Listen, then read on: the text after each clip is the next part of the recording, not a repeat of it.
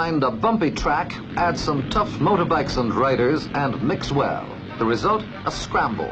A sport which today attracts thousands of followers and is producing British scrambling machines which are being exported all over the world.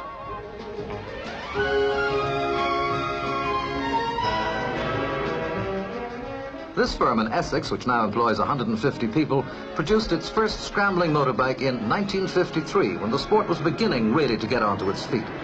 Their 250cc model was a winner.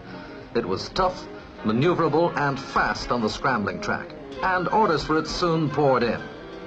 Today, in a highly competitive market, more than 10,000 specialist motorcycles have been sold by this one small firm, 75% of them for export. America is its largest overseas customer. The secret of such success in a highly specialized field has obviously been attention to detail. If the smallest part for the machine could not be obtained exactly as required, the company turned to and made it themselves. Today, virtually everything that goes into the machine is made on the spot.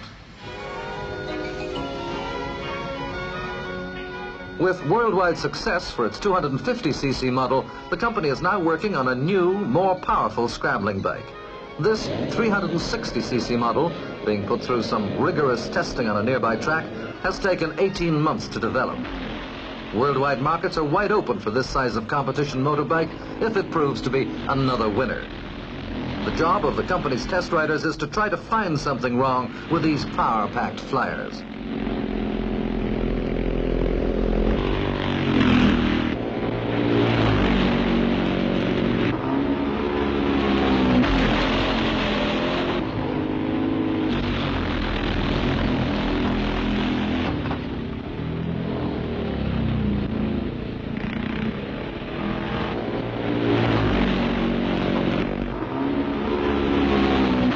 After the new models have been given a thorough thrashing, the company's technical men are on hand for on-the-spot checks. And on hand, too, is the man who has to sell this new machine throughout the world, Mr. Preston Cobb, sales director of the company. Paralyzed since birth, Mr. Cobb travels thousands of miles on business every year. He's driven most weekends to scrambles where company machines are competing.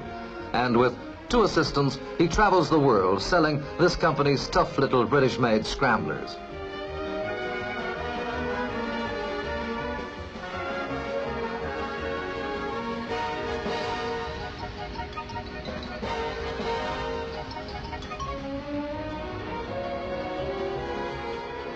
Among the many other high-performance scrambling machines made in Britain are do-it-yourself scramblers, which are supplied in kit form. This latest 360cc model, produced by a Birmingham firm, is being assembled by an up-and-coming young Midland rider, 19-year-old Dave Smith and his pal.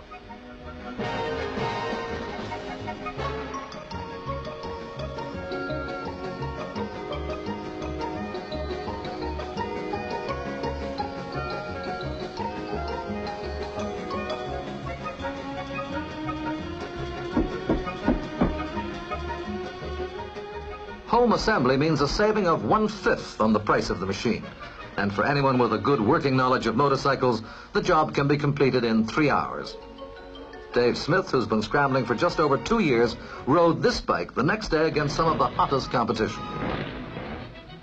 8-year-old Robin Gersden of West London should be a future threat to the world's top scramblers. Here he is after riding for only 4 months on a miniature 50cc scrambling bike built by his father, who's a motor mechanic and trials rider.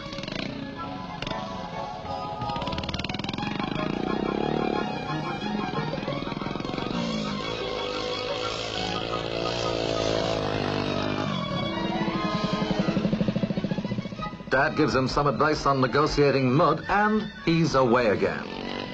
This tiny machine has 3 gears and a top speed of 35 miles per hour. Ideal for riding the bumps of an old gravel pit nearby the Gersdens' home.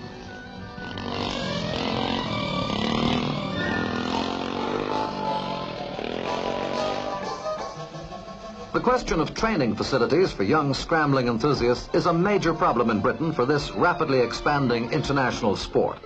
A few motorcycle clubs who are lucky enough to have the use of some rough land organize practice meets. But apart from that, The only way a lad bitten with the scrambling bug can hope to reach competition standard is to ride his bike over any rough ground he can find. Some owners of sand and gravel pits, like this one in Essex, close their eyes, or ears, to this impromptu Sunday morning scrambling practice.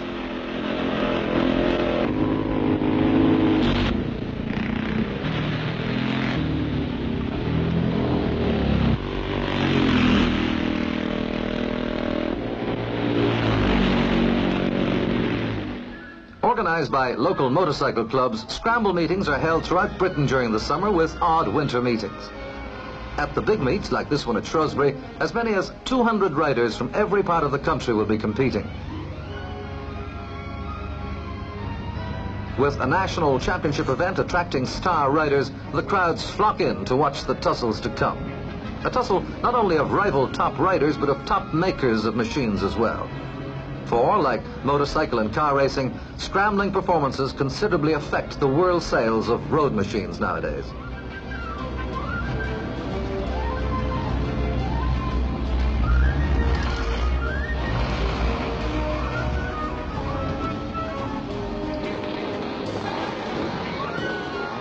The Scrambler is basically a road machine developed for tougher work. Extra grip tires are fitted, lights are not.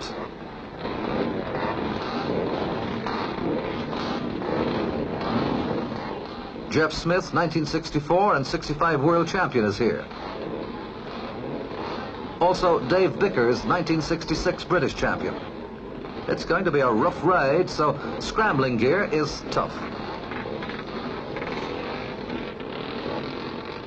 And under international scrambling rules, only standard commercial fuel may be used.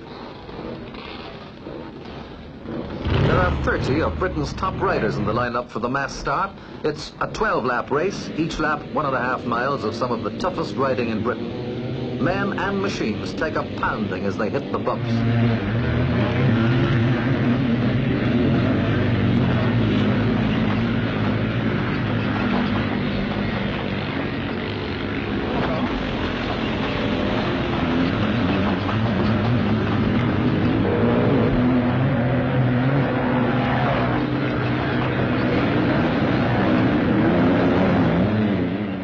Engines scream as they roar up the banks. Only course officials and mechanics may help riders in trouble. Having covered one lap with a flat tire, Jeff Smith and his mechanic fit another wheel, and then he's off again.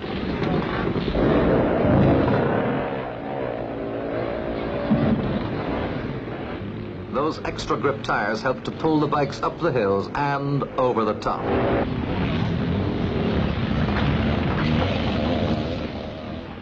With nearly 10,000 keen scrambling fans watching the race, each lap of the leaders is timed for official records.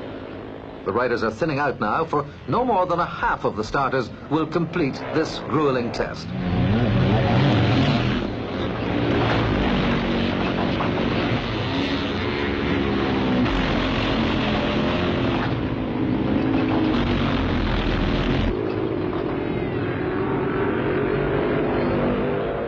As the rest of the field fight it out for a good place, all attention is now focused on whether champion Dave Bickers can hold the lead.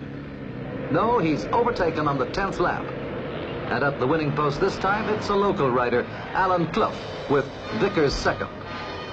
But in the ingredients of a good scramble, there's no bickering.